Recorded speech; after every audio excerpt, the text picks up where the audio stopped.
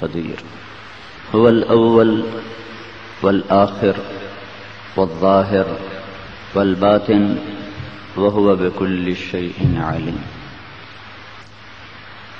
وأشهد أن لا إله إلا الله وحده لا شريك له وأشهد أن سيدنا ومولانا محمدا عبده ورسوله أما بعد فأعوذ بالله من الشيطان الرجيم بسم الله الرحمن الرحيم ولا يجرمنكم شنآن قوم على ألا تعدلوا اعدلوا هو أقرب للتقوى وقال تعالى إنا أنزلنا عليك الكتاب بالحق لتحكم بين الناس بما أراك الله ولا تكن للخائنين خصيما وقال النبي صلى الله تبارك وتعالى عليه وسلم أمرني ربي بتسع خشية الله في السر والعلانية وكلمة العدل في الغضب والرضا والقصد في الفقر والغنى وأن أصل من قطعني وأعطي من حرمني وأعفو عمن ظلمني وأن يكون نطقي ذكرا وصمتي فكرا ونظري عبرا أو كما قال صلى الله تعالى عليه وسلم.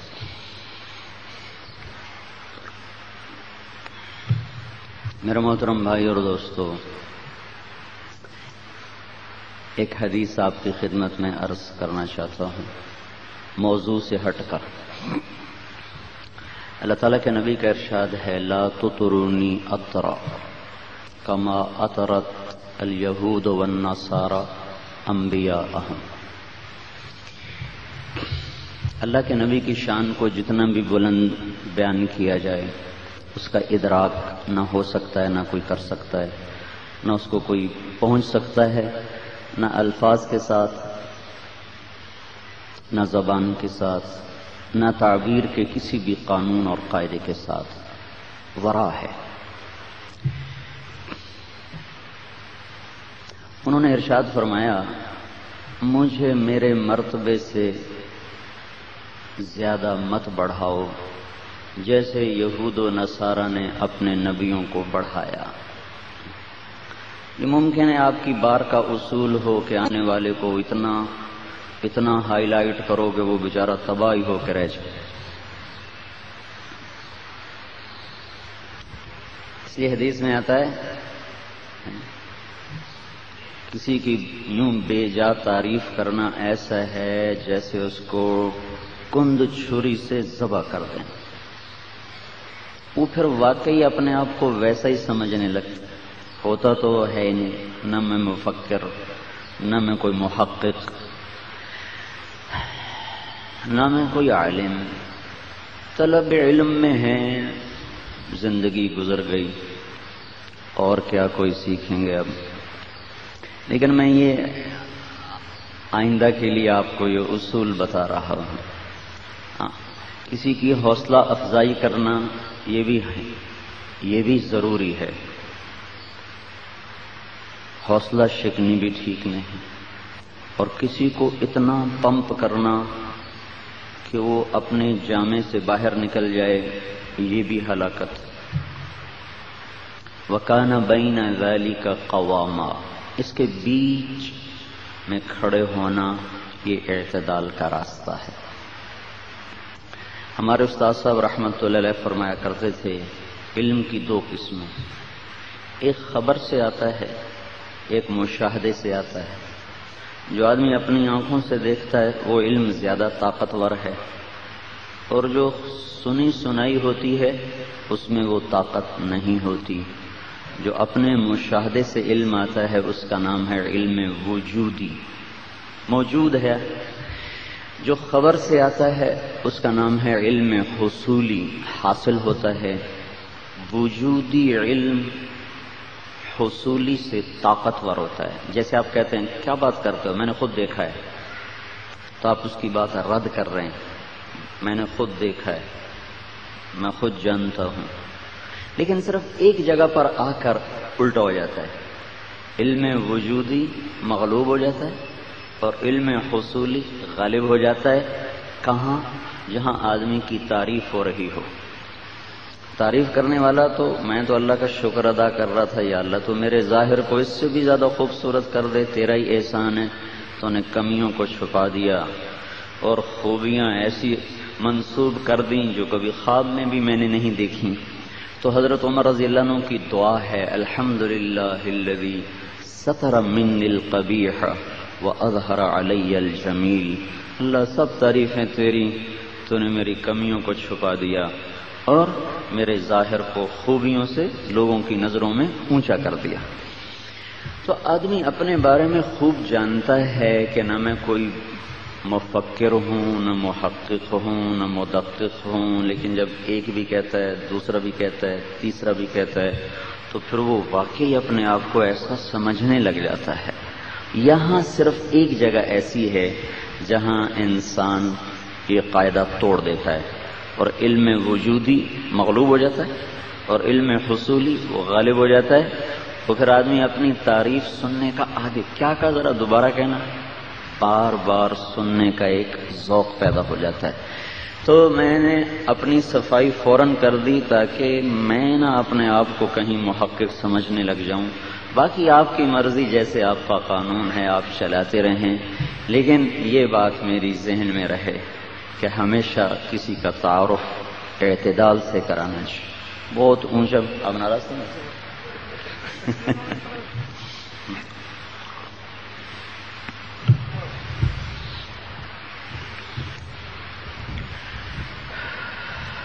اللہ تعالیٰ نے آپ حضرات کو عدل کے ساتھ وابستہ کیا ہے۔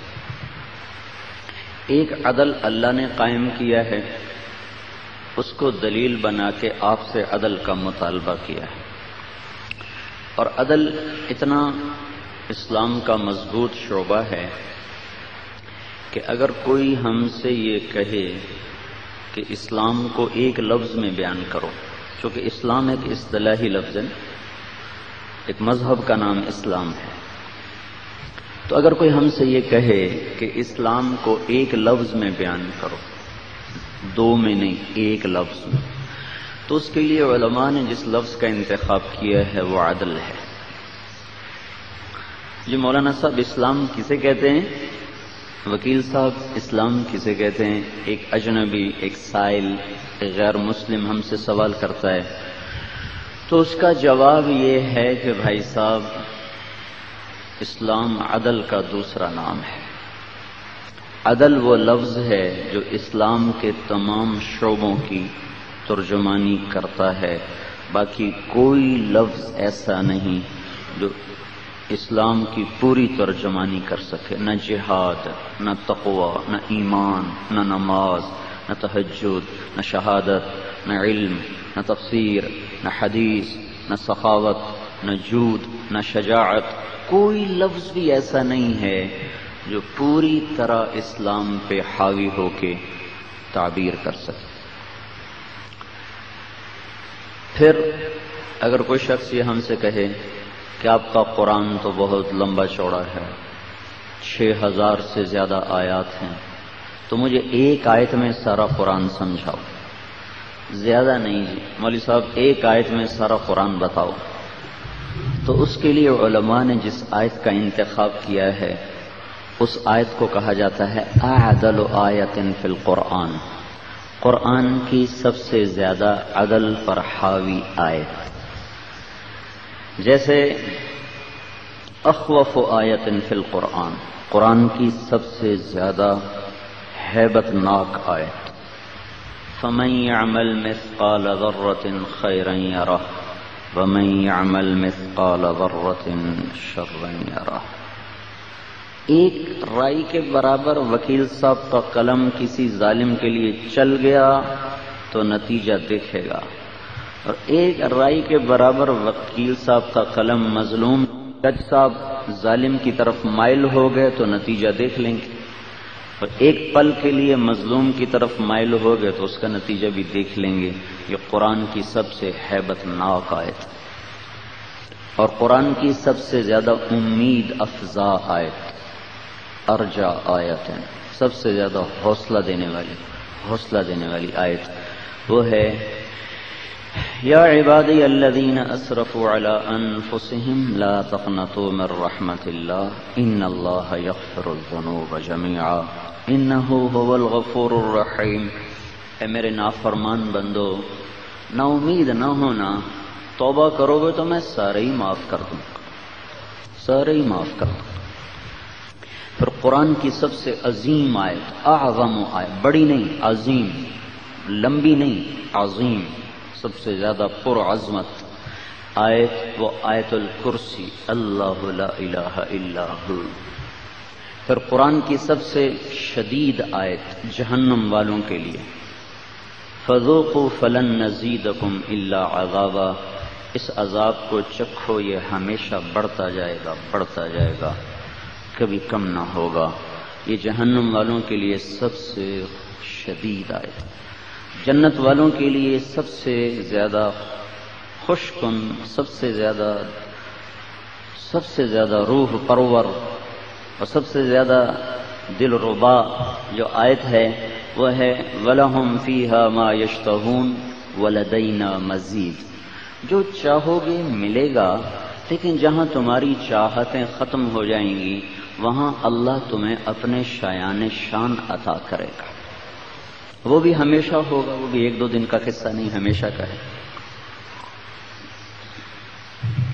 تو قرآن کی سب سے عدل والی آیت، ان اللہ یأمر بالعدل والاحسان وایتاء ذی القربى وینہی عن الفحشاء والمنکر والبغی یعظکم لعلکم تذکرون۔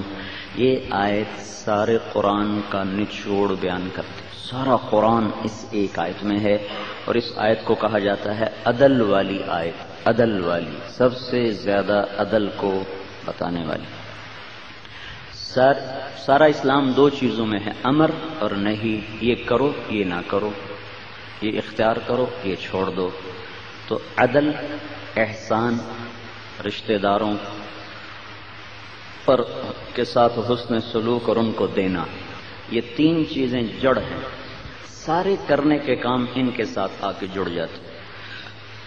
وَيَنْهَى عَنِ الْفَحْشَاءِ، فحاشی، والمنکر، منکرات، کبائر، والبغش، بغاوت، سارے نہ کرنے کے کام ان تینوں سے جڑ جاتے ہیں۔ تو یہ آیت سارے قرآن پر حاوی ہے۔ تو عدل پورے اسلام کی پوری تعبیر ہے، اور عدل جب زندہ ہوتا ہے تو پوری دنیا سکھ چین کا سانس لیتی ہے، اور جب انصاف بک جاتا ہے اور مظلوم سسکنے لگتا ہے تو پھر سونے چاندی کی بارش بھی اس دیش کے لوگوں کو خوشحال نہیں کر سکتی۔ ہمارا پالا ایسے دانشوروں سے پڑا ہے جو مغرب کی روشنیوں سے متاثر ہیں، جنہوں نے ہمیشہ کاغذ کے پھول دیکھے، انہیں گلاب کا پتہ ہی کوئی نہیں، جنہوں نے ہمیشہ ربڑ کے پودے دیکھے، انہوں نے چمن دیکھا ہی کوئی نہیں، جنہوں نے اندھیروں کو روشنی سمجھا، انہیں اجالے کا پتہ ہی کوئی نہیں۔ انہوں نے ہمارا یہ ذہن بنایا کہ معیشت ہماری ریڑھ کی ہڈی ہے، روٹی ہے تو ہماری کمر سیدھی ہے، روٹی کوئی نہیں تو ہماری کمر ٹوٹ گئی۔ یہ غلط علم کا غلط نتیجہ ہے۔ ہمارے نبی نے فرمایا لا تستضیئوا بنار المشرکین، کبھی مشرک کے علم کو اپنا رہبر مت بناؤ، کبھی مشرک کے علم کو اپنا رہبر مت بناؤ۔ کیوں؟ وہ تو اندھا ہے، وہ تو آخرت جانتا ہی نہیں، اس کے سامنے تصویر پوری ہے ہی نہیں، ادھوری تصویر سے نتیجہ کیسے نکلے گا؟ ادھوری تصویر سے صحیح شکل کیسے سامنے آئے گی؟ جب تک آخرت کو ساتھ نہ جوڑا جائے تو صحیح تصویر سامنے نہیں ہے، تو اس کا علم تو کبھی بھی صحیح نہ ہوگا۔ اب یہ کتنی بڑی نادانی کی بات ہے کہ صاحب قرآن امت، جس امت کے پاس قرآن ہو، وہ انگریز کے قانون میں لوگوں کو انصاف دینے کی کوشش کریں۔ یہ تو ریت میں بہار کے متمنی نظر آتے ہیں، پانی میں آگ دیکھنا چاہتے ہیں، ویرانوں میں آبادیاں دیکھنا چاہتے ہیں۔ ممکن ہے صحراؤں میں بہار آ جائے، الكبير المتعال سواء منكم من أسر القول ومن جهر به ومن هو مستخف بالليل وصارب بالنهار اللہ لا الہ الا ہو، ایک اکیلا وحدہ لا شریک اللہ، جو یہ دعویٰ کرتا ہے کہ عرش فرش، خلوت و جلوت، اندھیرا اجالا تیرے رب کی نظر میں برابر ہے، ہر جگہ اس کی نظر کامل ہے، رحم کے اندر، رحم کے باہر، زمین کے اندر، زمین کے اوپر، آسمان کے نیچے، آسمان کے اوپر۔ وَإِن تَجْهَرْ بِالْقَوْلِ فَإِنَّهُ يَعْلَمُ السِّرَّ وَأَخْفَى، زور سے بولو وہ سنتا ہے، آہستہ بولو وہ سنتا ہے، سرگوشیاں کرو وہ سنتا ہے، ہونٹ سیلو، زبان بند کرو، لب بند کرو، دل کی دھڑکنوں سے گفتگو کرو، اللہ اس کو بھی سنتا ہے۔ اسے یہ حق حاصل ہے کہ قانون بنائے۔ میں پاگل دیوانہ، میں قانون بنانے بیٹھوں گا تو ظلم اور جہالت سے صفحات کو بھر دوں گا۔ تو اس نے کائنات میں عدل قائم کیا، پھر ہم سے کہا تم بھی کرو۔ کیا اس نے کہا؟ الشمس والقمر بحسبان والنجم والشجر يسجدان والسماء رفعها ووضع الميزان، پھر آگے کا اللہ تطغوا في الميزان واقیموا الوزن بالقسط ولا تخسروا الميزان۔ یہ اللہ نے کائناتی عدل کو، کائناتی عدالت کو دلیل بنا کر آپ وکلاء سے، جج صاحبان سے عدل مانگا ہے، کرو۔ وہ چاہتا تو ہمارے اندر بھی زبردستی نافذ کر دیتا، لیکن اس نے سورج چاند کی گردش، لیل و نہار کی گردش، زمین کا بچھنا، آسمان کی بلندیاں، ان میں ایک توازن قائم کیا جس کا نام عدل۔ توازن، عدل، ایک ہی لفظ عدل۔ یہ کتنا محکم ہے، کس قدر یہ طاقتور ہے۔ آج سے کوئی 15 ارب سال پہلے دھماکہ ہوا۔ اولم یر الذین کفروا ان السماوات والارض کانتا رتقا، انہیں بتاؤ کافروں کو کہ زمین آسمان ایک ملا ہوا مادہ تھا، ففتقناہما، ہم نے اسے پھاڑا، ففتقناہما، ہم نے اسے پھاڑا اور اسے جدا جدا کیا۔ اس میں یونان کا فلسفہ یہ تھا کہ دنیا کی نہ کوئی ابتدا ہے نہ کوئی انتہا ہے، لہذا جو مرضی کرو، ظالم مظلوم برابر، حسین اور یزید برابر، ابن زیاد اور حسین برابر۔ یہ یونان کا جو قدیم فلسفہ ہے کہ دنیا کی کوئی ابتدا کوئی نہیں، کوئی انتہا کوئی نہیں، لہذا یہ جنگل ہے، جیسے جنگل میں جو ہو جائے وہی ٹھیک ہے، ہری پور میں جو ہو جائے وہی ٹھیک ہے۔ اس فلسفے کو 18ویں صدی میں دم توڑنا پڑا، جب سائنسی تحقیقات سامنے آئیں تو اتنا پتہ چلا کہ نہیں، کوئی ابتدا ہے، کوئی ابتدا ہے۔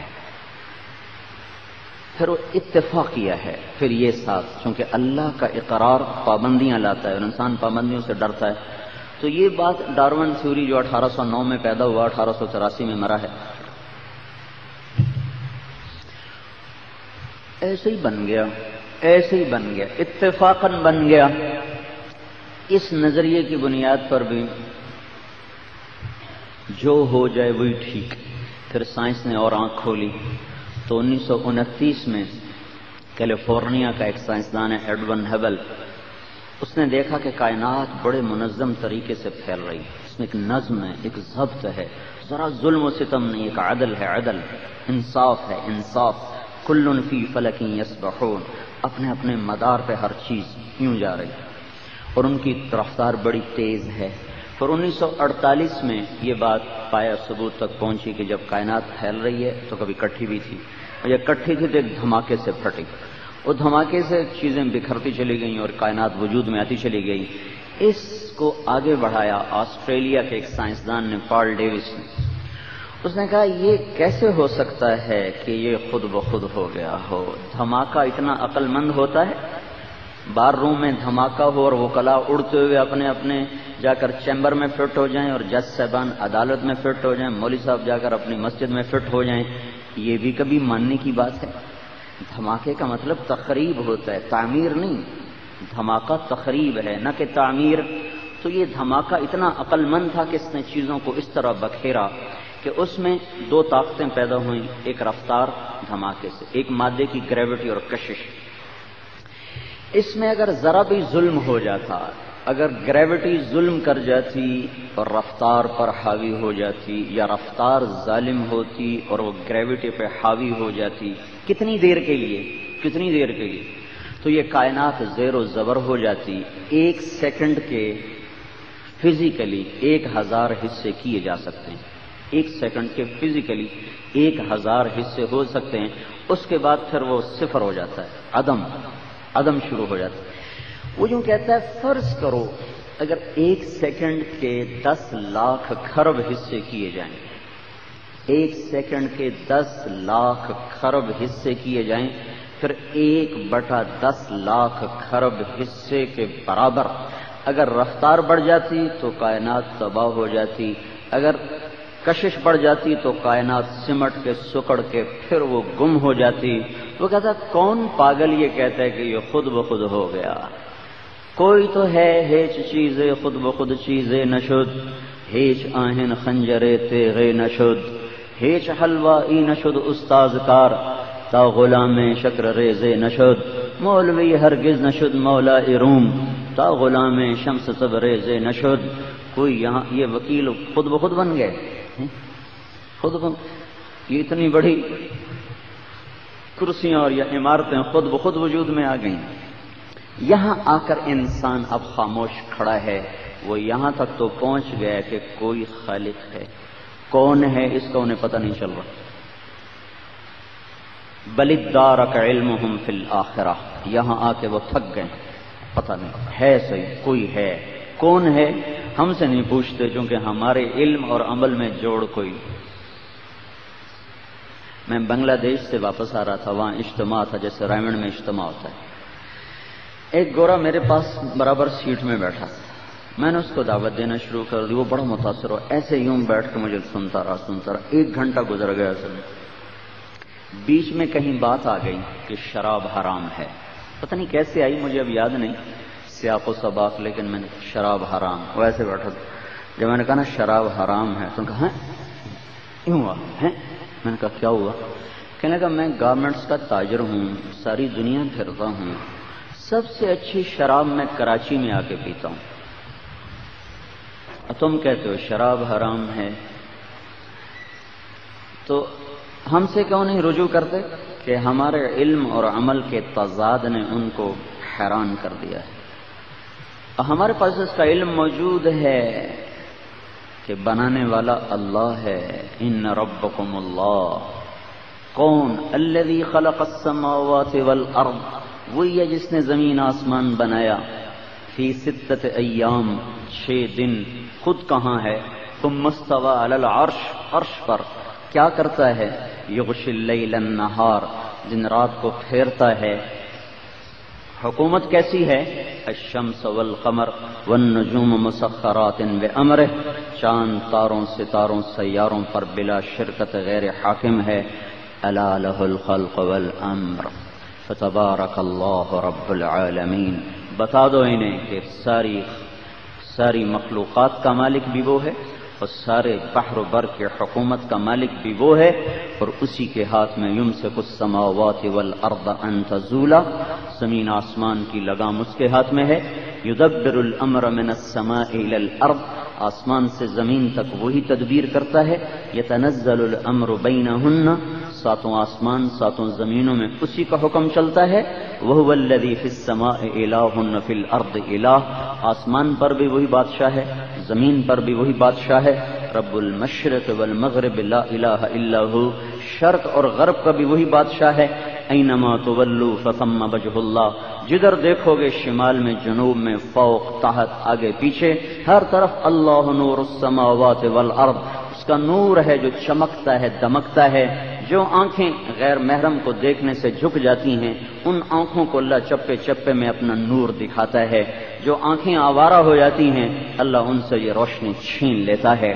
جو کان گانا سننے سے اپنے آپ کو بند کر لیتے ہیں اللہ ان کو ریت کے ذروں میں بھی اپنی تسبیح سنا دیتا ہے، اور جو کان موسیقی کے عادی ہو جائیں ان میں ان میں اتنا گند بھر جاتا ہے، اتنی غلاظت بھر جاتی، جیسے کانوں میں میل بھر جائے تو سنائی نہیں دیتا۔ موسیقی کا گند جب کانوں میں اتر جاتا ہے تو پھر اللہ کے نغمے سننے سے وہ محروم ہو جاتا ہے۔ ENT تو کہے گا آپ کا کان بالکل صاف ہے، نبی کی نظر کہے گی غلاظت سے بھرا ہوا ہے۔ آئس تشخیص کہے گا آپ کی نظر 6/6 ہے، لیکن نبی کی نظر کہے گی اندھا ہو چکا ہے، اس کی نظروں میں غلاظت ہے، بے حیائی کی غلاظت ہے جس کے اندر میں اتر چکی ہے۔ تو میرے بھائیو، اس کائنات میں ایک عادل حکمران ہے، اس نے زمین آسمان کو ایک عدل میں باندھا ہوا ہے۔ اس کو دلیل بنا کر الشمس والقمر بحسبان والنجم والشجر یسجدان، درخت بھی بیلیں بھی اس کے سامنے سجدے میں، والسماء رفعها، آسمان بلند کیا، ووضع المیزان، اور اس نے عدل کا ترازو قائم کیا۔ اس عدل سے مراد کائناتی عدل ہے، جس میں آپ نے دیکھا 1 سیکنڈ کے اتنے فرضی حصہ بنایا گیا ہے، اگر اس کے برابر بھی ظلم ہوتا تو کائنات برباد ہو جاتی ہے۔ یہ زمین ہر 1 سیکنڈ کے بعد سورج سے 2.8 ملی میٹر دور ہو جاتی ہے۔ اتنے بڑے 24,000 کلومیٹر کے گیند میں اتنی زبردست موزونیت کہ ہر 1 سیکنڈ کے بعد ٹھک 2.8 کلومیٹر یہ سورج سے دور ہوتی ہے۔ اگر سورج ظلم کرے اور اس کو اپنی طرف کھینچ لے، کتنا؟ صرف 3 مائکرو میٹر، یا زمین ظلم کرے اور اگلے حصے کو کھینچ لے اپنی طرف، کتنا؟ 3.1 ملی میٹر، تو کتنا فرق پڑا؟ 3 مائکرو میٹر۔ مائکرو میٹر کا کیا مطلب ہے؟ جس کو آپ مائکروسکوپ کے بغیر نہیں دیکھ سکتے۔ تو اگر یہ زمین تجاوز کر جائے، یہاں لوگ دکانیں دبا کے آپ سے کیس لڑوا رہے تھے نا، پورا گھر دبایا ہوا ہے اور وکیل صاحب کو آگے کیا ہوا ہے، اگلی نسل بھی مر جائے گی، کیس چلتے رہیں گے۔ یہاں کتنا ظلم ہو، صرف 3 مائکرو میٹر کا اگر ظلم ہو جائے، زمین آگے چلی جائے، تو چند ہفتوں میں کائنات، ہماری زمین فریز ہو جائے گی، فریز۔ اور وہ ساؤتھ اور نارتھ پول کا ٹیمپریچر ہری پور میں بھی ہو جائے۔ میرا ڈسٹرکٹ ملتان ہے، پنجاب کا گرم ترین ضلع ہے، اس میں بھی برف ہی برف ہوگی۔ جیکب آباد دنیا کا گرم ترین خطہ ہے، وہ بھی برف کے انبار لگیں گے اور ساری انسانیت برف بن کے ختم۔ اگر سورج زیادتی کر جائے اور اسے اپنی طرف کھینچ لے تو چند ہفتوں کے بعد ہماری کائنات تندور بن جائے گی، تندور، اور اس میں سے دھواں اٹھنا شروع ہوگا اور ہم سب جل کے راکھ ہو جائیں گے۔ اس زمین میں، آسمان میں اتنے بڑے عدل کو قائم کرنے کے بعد اللہ تعالیٰ فرماتا ہے وَأَقِيمُوا الْوَزْنَ بِالْقِسْطِ وَلَا تُخْسِرُوا الْمِيزَانَ۔ جج صاحبان، وکیل صاحبان اور عوام الناس، تم بھی تو عدل کرو، تم بھی تو عدل کرو۔ اگر عدل مٹ گیا تو سب کچھ مٹ گیا، اگر عدل ہے تو سب کچھ ہے۔ ہماری ریڑھ کی ہڈی روٹی نہیں ہے، عدل ہے، عدل ہے۔ ہماری بنیاد عدل ہے، نہ کہ چوپڑی روٹی، نہ کہ پکے گھر، نہ کہ یہ گاڑیاں پھسلتی ہوئی چمکتی ہوئی، اور نہ یہ زیور، نہ سونا، نہ چاندی، نہ برق، نہ بھاپ۔ عدل ہے تو کانٹوں پہ بھی کیم خواب کے مزے پائے گا، عدل ہے تو اندھیرے میں بھی سورج اس کو چمکتے دکھائی دیں گے، عدل ہے تو سوکھی روٹی میں بھی پراٹھے۔ مٹ گیا تو اللہ کی قسم گھی کے چراغ بھی اس کے گھر کو روشن نہیں کر سکتے، اور مرمری فرش بھی اس کے اندر کی دنیا کو سکون نہیں دے سکتے، نرم گدے بھی اس کی اندر کی آگ کو نہیں ٹھنڈا کر سکتے، ساون کی جھڑیاں اور بھادوں کی برسات بھی اللہ کی قسم اس کے وجود میں سلگنے والی آگ کو ٹھنڈا نہیں کر سکتی۔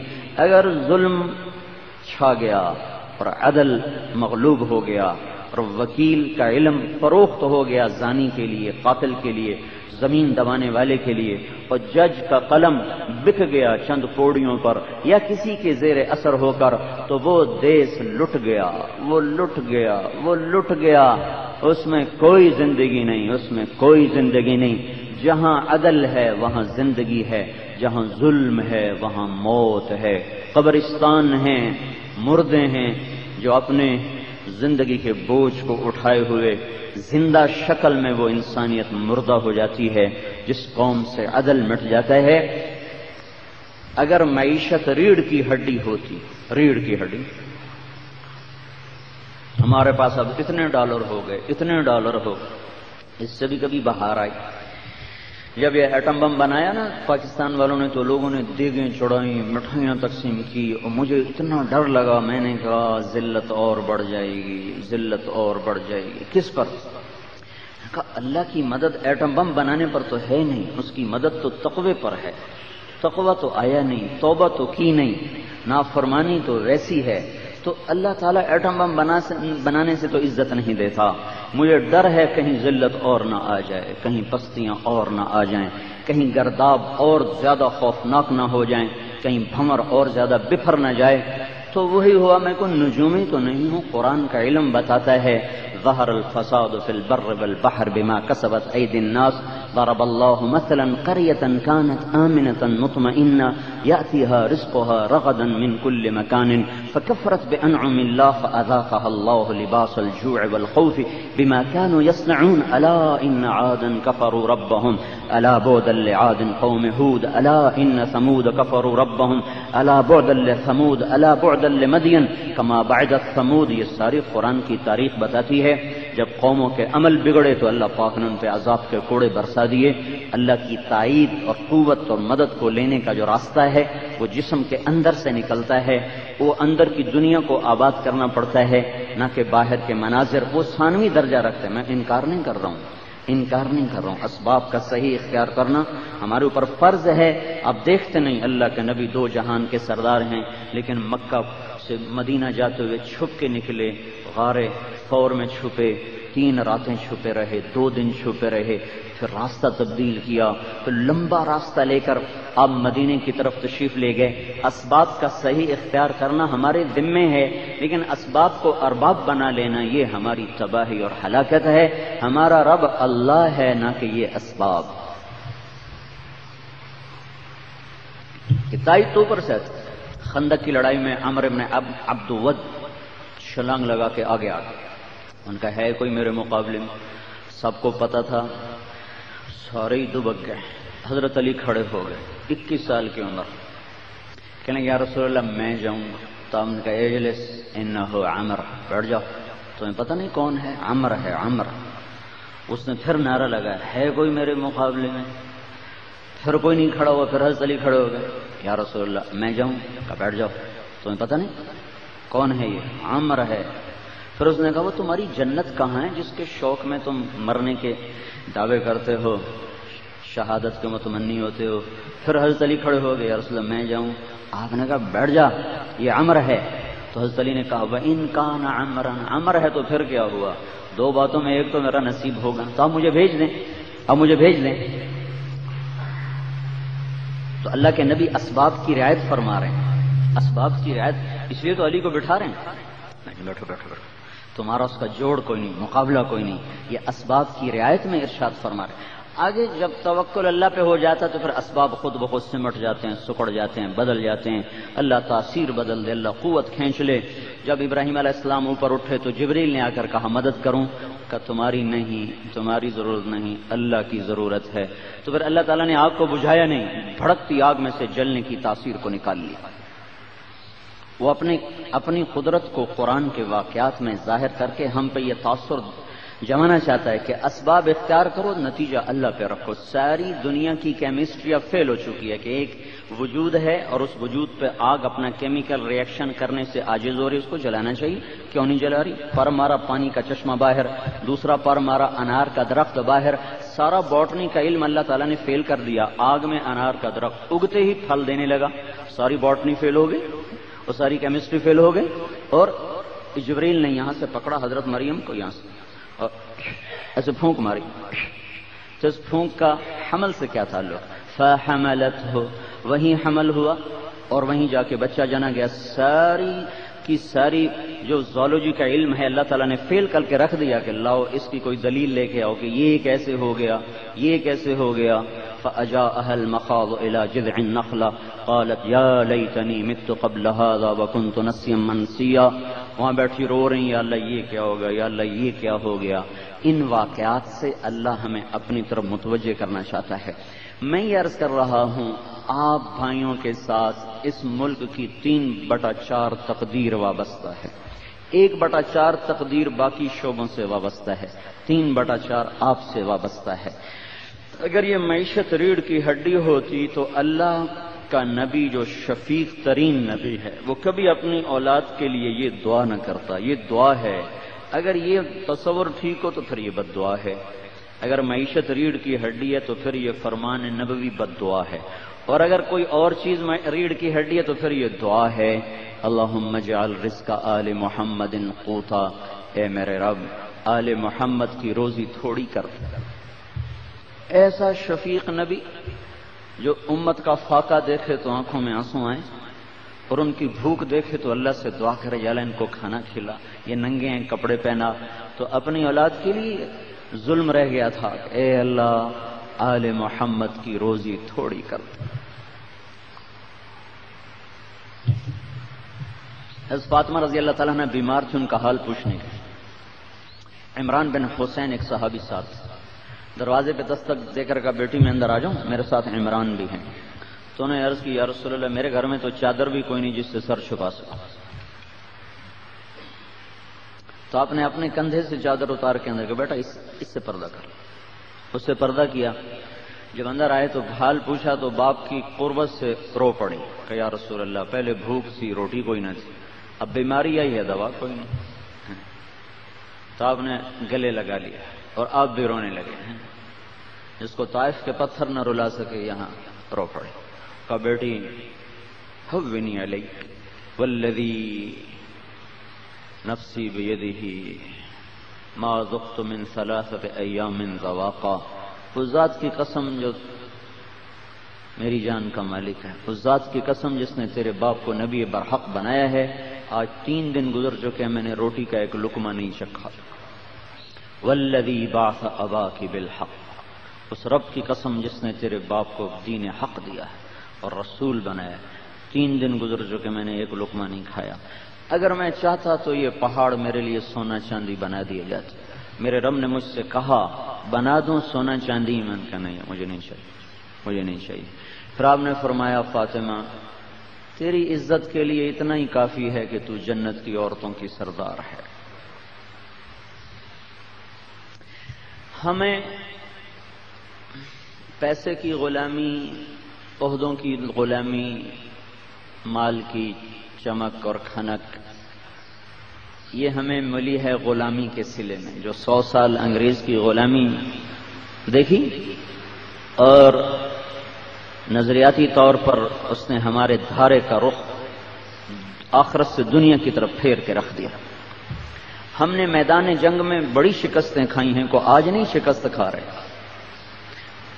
شکست کھانا کوئی بڑی بات نہیں ہے. اللہ نے حضرت محمد صلی اللہ علیہ وسلم جیسی ہستی اور گرد صحابہ کی مقدس جماعت جن جیسا دنیا میں کوئی پیدا نہ ہوگا، احد کی لڑائی میں شکست ہوگی. میدان کی شکست نبیوں نے اٹھائی ہے، ہمارے نبی نے اٹھائی ہے. نظریات کی شکست دنیا کی سب سے بدترین شکست ہوتی. یہ پچھلے 100 سال سے ہوا ہے کہ ہمارا رخ بدل گیا ہے.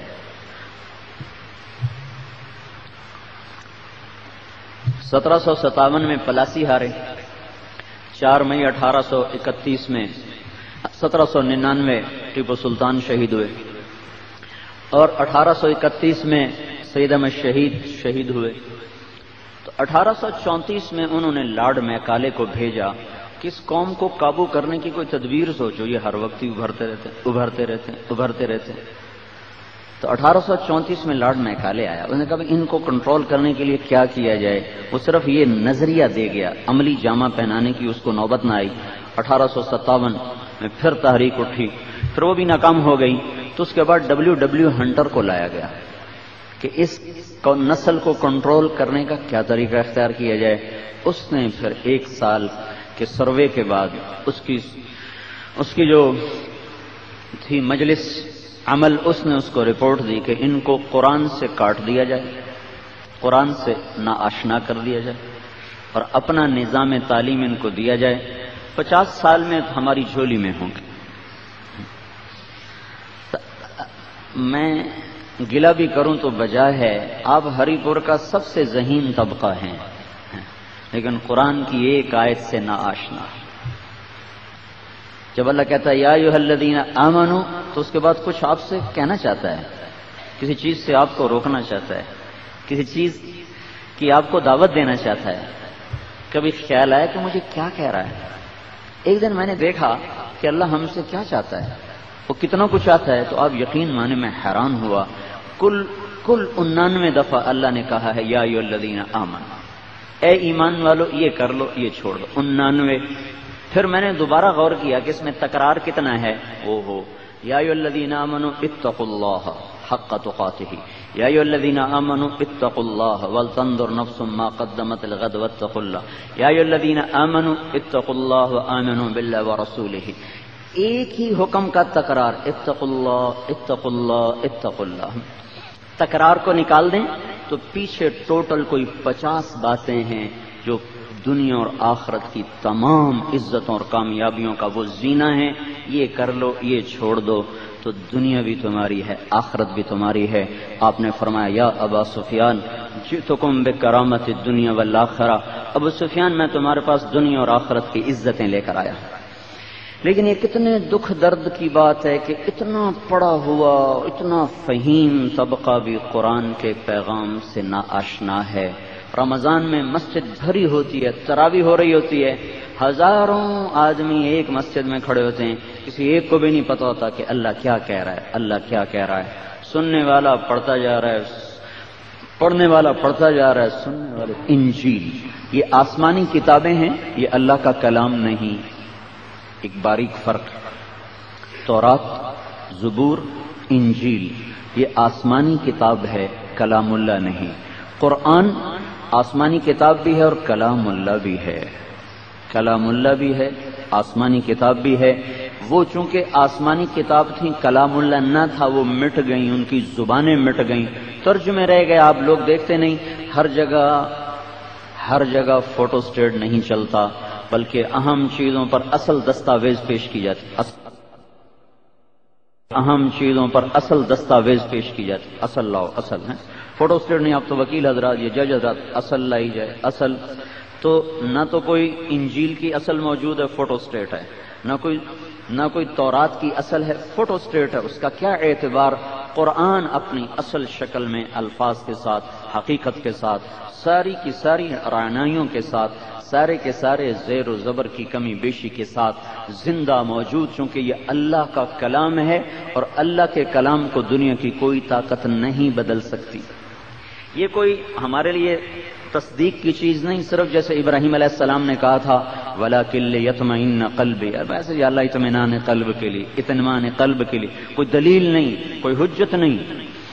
ایک سپر کمپیوٹر ہے جو امریکہ میں بنا ہے، کسی چیز کو 1 منٹ میں 1 ارب زاویوں سے چیک کر لیتا ہے، 1 ارب زاویوں سے۔ اس میں نے تورات کی CD ڈالی، ساری سکرین پر غلطیاں آ گئیں۔ انجیل کی CD کو ڈالا، ساری سکرین پہ غلطیاں آ گئیں۔ تو انہوں نے قرآن کی CD کو ڈالا تو 000 کے ساتھ ساری سکرین بھر گئی کہ اس میں کوئی خطا نہیں، اس میں کوئی خطا۔ لہذا یہ ناقابل تبدیل، ناقابل تحریف، نہ تقدیم نہ تاخیر۔ پھر قرآن 19 کے ہندسے پر سفر کرتا ہے۔ یہ 1960 میں ایک مصری عالم تھا خلیفہ راشد، یہ اس کی جستجو تھی، اس نے کیلیفورنیا میں رہتا تھا، اس نے قرآن کو اس میں ڈال دیا، لاس اینجلس میں تھا، اس نے قرآن کو ڈال دیا کمپیوٹر پر، اس پہ تحقیق کرتا رہا تو اس پر یہ بات کھلی کہ سارا قرآن 19 کے ساتھ جڑا ہوا۔ بسم اللہ الرحمن الرحیم میں 19 حرف ہیں۔ اقرا بسم ربک الذی خلق جو سورت اتری ابتدا میں، اس میں 19 الفاظ اترے۔ اقرا بسم ربک الذی خلق والناس سے پیچھے چلیں تو 19ویں سورت ہے۔ قرآن کی 114 سورتیں جو 19 پر تقسیم ہو جاتی ہیں، یہ میں نے آپ کو مثال سے عرض کیا کہ 19 کے ساتھ کیسے قرآن جڑا ہوا ہے۔ سارا قرآن 19 کے ساتھ جڑا ہوا ہے۔ 1998 میں امریکہ گیا تھا تو وہاں ایک ہمارے دوست تھے، وہ PhD ہے فزکس، تو ایک سیمینار تھا ویل یونیورسٹی میں، سارے PhD 400 PhD اس میں مدعو تھے۔ تو ایک وہ ان کا پریس تھا، وہ بھی PhD تھا، وہ عیسائیت پر اس نے تقریر کی، پھر اس نے کہا کوئی سوال جواب، تو اس نے کھڑے ہو کر کہا میرا سوال ہے، خدا تین نہیں ایک ہے، تین نہیں ایک ہے، کہ تمہارے پاس کیا دلیل ہے؟ کہ یہ میرا قرآن ہے، اس میں اللہ کا دعویٰ ہے کہ قل هو اللہ احد۔ تو اس نے کہا یہ کیا دلیل ہے کہ یہ آسمان کی کتاب ہے، یہ اللہ کا کلام؟ انہوں نے کہا تمہارے پاس سپر کمپیوٹر، اس میں ڈالو، اس میں یہ دیکھو کہ اس میں 19 کا ہندسہ ٹریول کرتا ہے، کہیں لوز کر جائے تو یہ اللہ کی کتاب نہیں۔ پھر تم اپنی انجیل کو بھی ڈالو، تم دیکھو کہ قدم قدم پہ وہ ٹوٹے گا، کسی ہندسے کے ساتھ اس کا جوڑنا ہوگا۔ تو اگر میری بات سچی ہے، تو اگر یہ تحقیق سچی ہوگی تو میری بات بھی سچی ہوگی۔ تو انہوں نے 1 ہفتے کی مہلت مانگی۔ 1 ہفتے کے بعد پھر سیمینار ہوا، تو انہوں نے کہا بھئی ہم نے پورا ہفتہ ریسرچ کی ہے، کہیں ایک جگہ پر بھی 19 کو ہم نے دائیں بائیں ہوتے نہیں دیکھا۔ اتنی بڑی کتاب کو ایک ہندسے پر جمع کرنا صرف اللہ ہی کا کام ہے، اور کوئی ریاضی دان یہ نہیں کر سکتا۔ اس پر 70 PhDs مسلمان ہوئے، اس میں وہ پریسٹ اور پادری خود بھی مسلمان ہوا۔ پڑی پارسی بیچے تیل، یہ دیکھو قسمت کے کھیل۔ پارس گھر میں اور بیچ رہا ہو تیل، اور تیلی بن کے بیٹھا ہو۔ قرآن اور حدیث گھر میں ہو اور انگریزوں کے قانون سے لوگوں کو انصاف دینا چاہے۔ کیا لست محا لست جنوں، یہ کیسے ہو سکتا ہے؟ تو اس میں مشکل جو پیش ہے، جو میں عرض کر رہا تھا، ہم نظریاتی طور پر پیسے کے غلام ہو گئے، چیزوں کے غلام ہو گئے، چوپڑی کے غلام ہو گئے، اور آخرت کو بھول گئے، اللہ کو بھول گئے، جنت کو بھول گئے، اللہ کے محبوب کو بھول گئے۔ لہذا جب کوئی گاڑی ڈی ٹریک ہو جاتی ہے تو پھر اس کی منزل تو کوئی نہیں ہوتی، ممکن ہے وہ لڑکنیاں کھائے، خلا بازیاں کھائے، کسی درخت سے ٹکر، کسی گاڑی سے ٹکر، کسی کھڈے میں گرے، کیونکہ وہ اپنی اصل سے ہٹ گئی ہے۔ ہم اپنی اصل سے ہٹے، ہمارے لیے بنیاد تھی اللہ راضی ہے تو ہم کامیاب ہیں، اللہ ناراض ہے تو ہم ناکام ہیں۔ اللہ کا راضی ہونا میری کامیابی ہے، اور اللہ کا ناراض ہونا میری ناکامی ہے۔ اگر وہ ناراض ہے میں ناکام ہوں، اگر وہ راضی ہے میں کامیاب ہوں۔ اس نظریے پر ہم ٹیپو سلطان کو صحرا پہناتے ہیں اور میر صادق کو پر لعنت برساتے ہیں، کہ حالانکہ جائیداد تو وہ بنا کے میر غلام علی لنگڑا اور میر صادق تو خیر موقع پر ہی قتل ہو گیا، تو میر غلام علی لنگڑا تو بہت کچھ بنا گیا، ٹیپو تو بازی ہار گیا، سراج الدولہ بازی ہار گیا، میر جعفر حکومت لے گیا۔ لیکن جب بھی ہم اپنے دل کی دنیا میں جھانکتے ہیں تو ہماری عقیدت میر جعفر کے ساتھ نہیں، سراج الدولہ کے ساتھ ہے، ہماری محبت ٹیپو کے ساتھ ہے، میر غلام علی لنگڑے کے ساتھ نہیں ہے۔ جب ہم دلی کی جنگ آزادی کو دیکھتے ہیں تو ہارا ہوا جرنیل ہے جنرل بخت خان، ہم اس کے لیے عقیدت کا جذبہ رکھتے ہیں، اور مرزا الہی بخش اور نجف خان اور نواب شجاع الدولہ کہ جنہوں نے ساز باز کر کے 1857 میں دلی کا سودا کر دیا تھا، انہوں نے بڑی بڑی جاگیریں بنائیں۔ میر رجب علی تھا جو سارا بہادر شاہ ظفر کا خزانہ ہی پھر اٹھا کے لے آیا تھا انگریزوں سے ساز باز کر کے، اور یہ جو امبالہ کا جو ضلع ہے، یہاں آ کر اس نے بہت بڑا محل بنایا، وہ بہت ایک حوض تھا جس میں فوارے بنائے گئے جس میں سے شراب نکلتی تھی، شراب، اور پھر وہاں بیٹھ کر وہ جام کا دور چلتا تھا۔ لیکن وہ بدبخت چند دن کی بہار کے پیچھے ہمیشہ کی بربادی لے کے چلا گیا، اور بخت خان ہارا ہوا جرنیل ہو کر بھی اپنا بخت بلند کر گیا کہ وہ ایک بنیاد پہ تھا کہ مجھے اللہ کو راضی کرنا ہے، چاہے میدان کی بازی ہار جاؤں، مجھے اللہ کو راضی کرنا ہے۔ یہی بنیاد تھی جس پر حضرت حسین رضی اللہ تعالیٰ عنہ اپنی ساری نسل کے ساتھ ذبح ہو گئے کہ میں یہ سودا نہیں کر سکتا، ورنہ ایک بول دیتے، تھوڑی سی سیاست کر جاتے ہیں، تھوڑی سی سیاست کھیل جاتے، جسے آج کل ہم نہیں کہتے ہیں دین دنیا ساتھ ہونی چاہیے، دین دنیا ساتھ ہونی چاہیے۔ مطلب کیا ہے کہ بھائی زانی کا کیس بھی لے لو، نماز بھی پڑھ لو، جھوٹا کیس لے کے آ رہا ہے جس کو پھنسانا ہے، ذرا کوئی میری مدد کرو، کیوں نہیں، یہ کرو، چل بھائی، اب وہ رگڑے کھا رہا ہے، جھوٹا کیس، وکیل لڑ رہا ہے، جج کا وقت لگ رہا ہے، اور دونوں کے پیسے خرچ ہو رہے ہیں، مظلوم کی آنکھوں سے عرش ہل رہا ہے، نہ وکیل کو ہوش ہے نہ اس ظالم کو ہوش ہے کہ اللہ سو گیا ہے، کیا اس نے حکومت کسی اور کو دے دی ہے، یا کیا موت نہ آئے گی، یا کا محشر نہ قائم ہوگا، یا ترازو نہیں آئے گا، یا جنت نہ بھڑکے گی، یا جنت نہ مہکے، دوزخ نہ بھڑکے گی اور جنت نہ مہکے گی، نہیں اللہ کی قسم ہوگا، وجاء ربک والملک صفا صفا وجیء یومئذ بجہنم يومئذ يتذكر الإنسان وأنى له الذكرى يقول يا ليتني قدمت لحياتي فيومئذ لا يعذب عذابه أحد ولا يوثق وثاقه أحد.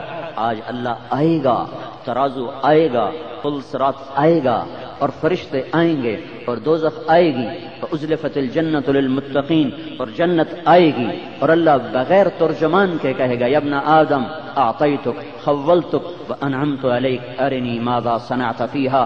تجھے جو ہری پور میں علم دیا، فہم دی، فراست دی، ایک منصب دیا، عہدہ دیا، کیا کر کے آیا ہے؟ ظالم کا ساتھی بن گیا کہ مظلوم کا ساتھی بن گیا؟ بول.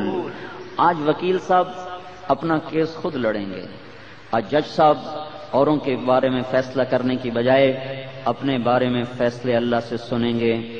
آج اگر عدل کو زندہ کر کے چلے گئے تو اللہ تعالیٰ وہ مقام بخشے گا کہ بڑے بڑے اقطاب، ابدال اور بڑے بڑے علماء، شہداء بھی وہ مقام حاصل نہیں کر سکتے. اللہ تعالیٰ اپنے عرش کا سایہ دے گا، اور اس سائے میں صرف ان کو جگہ دی جائے گی جن کو اللہ بلائے گا. سب سے پہلے اللہ جس کو بلائے گا وہ ہوگا عادل بادشاہ، کہ عادل قاضی، عادل حکمران، عادل بادشاہ، عدل لینے والا وکیل، آ جاؤ آ جاؤ، آج ہم تمہیں اپنے عرش کا سایہ دیں گے. اور باقی دھوپ میں جلیں گے، اور ایسی خوفناک اس وقت وحشت ہوگی، اور اوپر سورج کی آگ ہوگی کہ کہیں گے ہمیں دوزخ میں ڈال دو پر اس عذاب سے نکالو، حالانکہ دوزخ کا عذاب اس سے کروڑوں گنا زیادہ ہوگا. تو یہ سیاست وہ بھی کھیل جاتے اور بعد میں جا کے توبہ کر لیتے. حضرت علی کا فرمان ہے بدترین انسان ہے جو توبہ کی امید پہ گناہ کرے، بعد میں توبہ کر لوں گا، اور زندگی کی امید پر پھر توبہ کو مؤخر کرے، آج نہیں کل کروں گا، کل نہیں پرسوں کروں گا. کہ یہ دھوکہ کھایا ہوا انسان ہے، یہ ایسے ہی غفلت میں مر جائے گا، اس کو توبہ نصیب بھی نہیں ہوتی. تو ایک شخص کے سامنے اس کی معصوم نسل ذبح ہو رہی، اس کا ایک بول، اس کا ایک جنت پہلی بن چکی. میں تو اس لیے بیان کر رہا ہوں اور آپ اس لیے بیٹھ کے سن رہے ہیں کہ اللہ ہمیں جنت دے دے، ہمارے گناہ معاف کر. تو ان کی جنت کا فیصلہ تو دودھ پیتے کی عمر میں ہو چکا ہے کہ سیدہ شباب اہل الجنت الحسن والحسین، جنت کے نوجوانوں کے سردار ہیں حسن اور حسین، جن کو اللہ کے نبی نے سواری بن کے اپنی کمر پہ بٹھا کے کمرے میں چکر لگوائے ہیں. اب یوں ہاتھ ٹیک کر، گھٹنے ٹیک کر پوری سواری بن گئے، دونوں کو کندھے پہ بٹھایا اور سارے کمرے میں چکر لگوائے. جن کو ایسا سوار میسر ہوا، جن کو ایسی سواری میسر ہوئی ہو، وہ کتنی اونچی شان والے ہوں گے. ان کا ایک بول ان کی ساری دنیا کو بچا سکتا تھا. لیکن پھر اقدار ٹوٹ جاتی ہیں، پھر عزتوں کے جنازے نکل جاتے ہیں، پھر عہد و وفا ایسے پاگل پن کے الفاظ ہوتے، پھر مروت محبت قربانیاں یہ ایسے ہی فضول داستانیں بن جاتی، یہ کھوکھلے الفاظ ہوتے. دنیا کی سب سے مقدس نسل اس وقت ذبح ہو رہی تھی، سب سے مقدس نسل کا خون بہ رہا تھا، اور 16 آل رسول میں سے شہید ہوئے. 16 باقی تو جان نثار تھے، 16 جن کے خون کا ایک ایک قطرہ 7 زمین آسمان سے زیادہ عظیم، مقدس، پوتر تھا. وہ آنکھوں کے سامنے کٹ رہے تھے اور آپ ایسے دیکھ رہے تھے. خود ایک کوفی لشکر والا کہنے لگا میں نے ایسا جوان آج تک نہیں دیکھا جو اپنی نسل کا خون ہوتا دیکھ رہا ہو اور اس کے ماتھے پہ شکن بھی نہ آئی ہو. ہاں دل ہی تو ہے نہ سنگ و خشت. آخری بچے عبداللہ کو جب تیر لگے، وہ 2 سال کے تھے، ان کو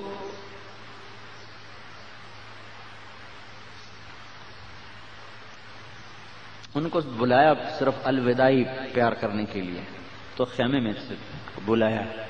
بھائی اس معصوم کو کون کچھ کہے گا؟ ہائے ہائے. تو اس کو گود میں لیے ہوئے تھے کہ ابن الموقد ایک شخص تھا، اس کا تیر آیا اور یہاں لگا، پار نکل گیا.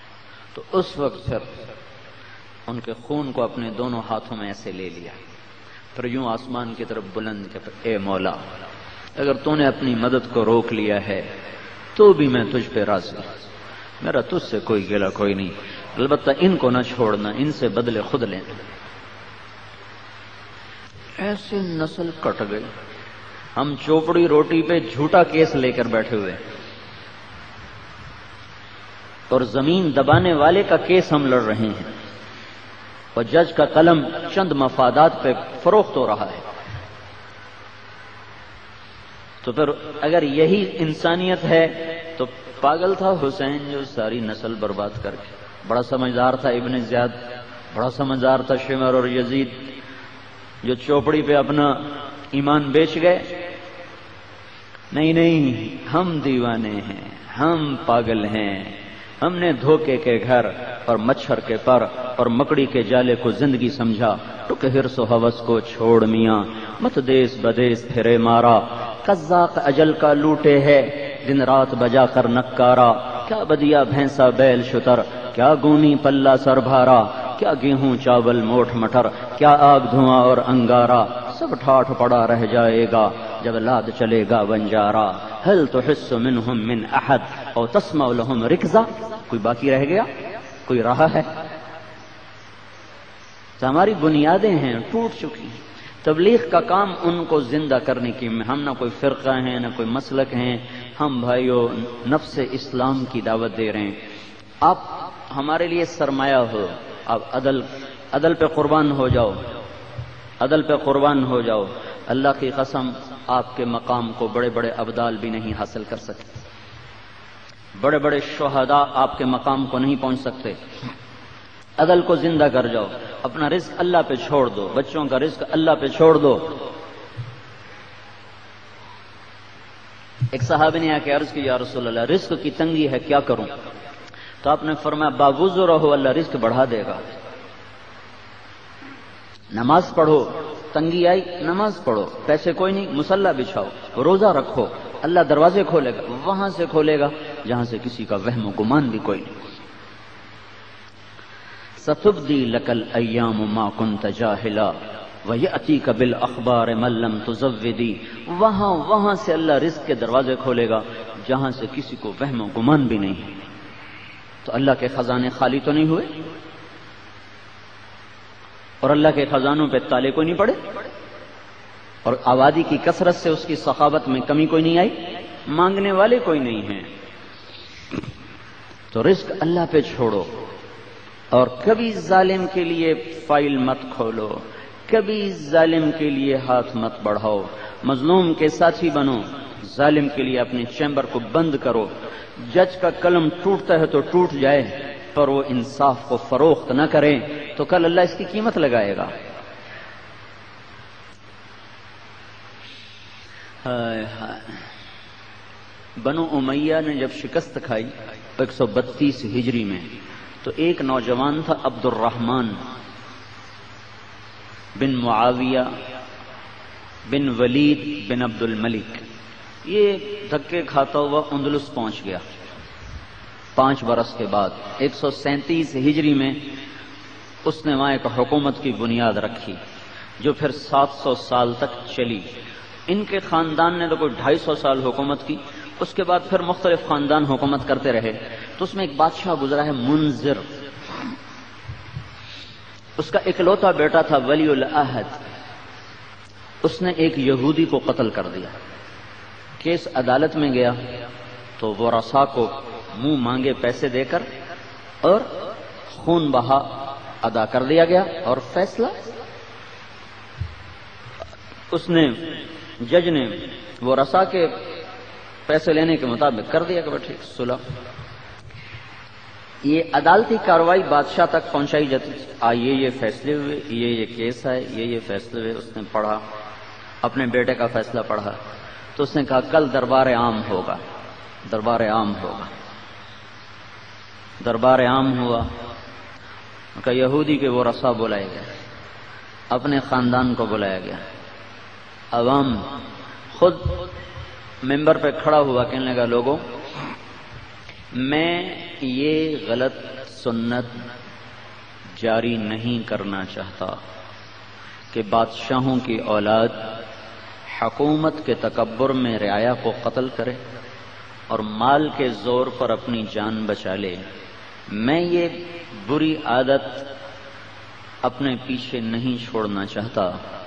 بطور چیف جسٹس میں اس فیصلے کو کالعدم قرار دیتا ہوں اور اس کے قتل کی سزا کو بحال کرتا ہوں. پھر کہنے لگا بیٹا یہ فریضہ میں ہی انجام دوں گا، مجھے پتا ہے تیرے بعد میں بھی زندہ نہیں رہ سکوں گا اور تیری ماں کو بھی بڑا دکھ ہوگا، پر مجھے اللہ کا حکم تجھ سے زیادہ پیارا ہے۔ اور نیچے اتر کر اپنے چراغ کو خود بجھا دیا، اپنے ہاتھوں سے بیٹے کو قتل کر دیا، اور 2 ہفتے پھر نیند نہیں آئی، چھتوں کو دیکھتا رہتا تھا، اور 2 ہفتے بعد خود بھی 42 سال کی عمر میں مر گیا۔ جس قوم کے پیچھے اتنا روشن ماضی ہو، اس قوم کا عدل وہ کوڑیوں میں فروخت ہو رہا ہو، اور مظلوم کی آہوں سے عرش تو ہلتا ہو، اور عدالت کے کانوں پہ جوں نہ رینگتی ہو، یہ کل اللہ کو کیا منہ دکھائیں گے؟ اگر آگے عدالت آ رہی ہے تو جو کچھ ہماری عدالتوں میں ہو رہا ہے بہت بڑا برا انجام سامنے آنے والا ہے، اور وہ سویا ہوا نہیں ہے، وہ غافل نہیں ہے، نادان نہیں ہے۔ جب اللہ تعالیٰ نے فرشتوں کو پیدا کیا تو انہوں نے پوچھا یا اللہ تو کس کا ساتھی ہے؟ تو اللہ تعالیٰ نے کہا میں مظلوم کا ساتھی ہوں۔ مظلوم کافر بھی ہوگا تو اللہ اس کا ساتھی۔ تو میرے بھائیوں، آپ بھائیوں کی خدمت میں یہی گزارش ہے، ایک نماز زندہ کرو۔ آپ کے ہاں ماشاءاللہ نماز کا رواج ہے، ہمارے پنجاب میں تو 100 میں 2 بھی نماز نہیں پڑھتے، رواج ہے، لیکن یہاں بھی کیبل بھی آ گیا، ڈش بھی آ گیا، تو سب کچھ آ گیا، تو یہ 7 ہلاکتیں بھی آ گئیں۔ تو یہ کوشش آپ حضرات فرمائیں کہ ظہر تو یہاں ہو ہی جاتی ہے، ظہر پہ عدالت بند ہو جائے، اور جج بھی، وکیل بھی، موکل بھی سب مسجد میں ہوں، اور آدھے گھنٹے کے لیے کوئی پڑھے نہ پڑھے لیکن آدھے گھنٹے کے لیے عدالت بند کر دیا، اللہ اکبر کے ساتھ ہی قلم رک جائیں، چلو بھائی اللہ کی پکار ہے، اللہ نے بلایا ہے، ادھر چلنا ہے۔ اس کو رواج دیں، بے نمازی کوئی نہ ہو، گھر میں اس کو رواج دیں، بچوں میں اس کو رواج دیں۔ جو سجدوں میں پڑھ کے اللہ سے مانگنا سیکھ لیتا ہے وہ کبھی فقیر نہیں ہوتا، کبھی فقیر نہیں ہوتا۔ ایک ظالم پر ہاتھ نہ رکھیں، ظالم کے پشت پناہ مت بنے، چاہے زندگی کا سودا ہو جائے، ہونے دو، کون سا کوئی رہنا ہے یہاں، جانا ہی تو ہے، لوگ جانے کے لیے تو آئے ہیں۔ حضرت حسین رضی اللہ تعالیٰ نے ارشاد فرمایا ان کانت الدنیا تعد نفیسۃ فدار ثواب اللہ اعلی وانبل، اگر تمہیں دنیا حسین نظر آ رہی ہے تو مجھے جنت حسین نظر آ رہی ہے۔ تو جس مسافر نے واپس لوٹنا ہوتا ہے وہ سفر کی منزلوں سے جی نہیں لگاتا، وہ آگے ہی بڑھتا ہے۔ مانجھی نے کنارے پر پہنچنا ہوتا ہے، وہ بیچ کے جزیروں کو دیکھ کر اپنے رخ کو ادھر موڑتا نہیں ہے، اس کے جہاز کی نوک کنارے کی طرف ہوتی ہے۔ ہمارا سفر اللہ کی طرف ہے، اس حال میں موت آئے کہ وہ راضی ہو چکا ہو، اس طرح نہ موت آئے کہ وہ ہم پر ناراض ہو۔ یہ تبلیغ اس کو سیکھنے کی محنت ہے۔ آپ لوگوں کو اگست میں چھٹی ہوتی ہیں، آپ سب چلہ چلہ تبلیغ میں لگائیں، مقام پر رہتے ہوئے 3 دن ہر مہینے فارغ کریں، 3 دن کے لیے نکلیں اللہ کی راہوں میں، اور اس درجے کا ایمان پیدا کریں کہ اپنے مفادات سے ٹکر لینا آ جائے اور دنیا کی وقتی لذتوں کو قربان کرنا آ جائے، تاکہ اللہ اور اس کے رسول کی پسندیدہ زندگی وہ ہمارے لیے ایک مشعل راہ ہے۔ حضرت محمد صلی اللہ تعالی علیہ وسلم قیامت تک کے لیے دستور زندگی لے کر آئے ہیں، قیامت تک کے لیے آپ کی زندگی روز روشن کھلی کتاب کی طرح ہے۔ کسی نبی کی زندگی ایسے موجود نہیں، محفوظ نہیں جیسے اللہ نے ہمارے نبی کی زندگی کو محفوظ کیا، پیدائش سے لے کر وفات تک۔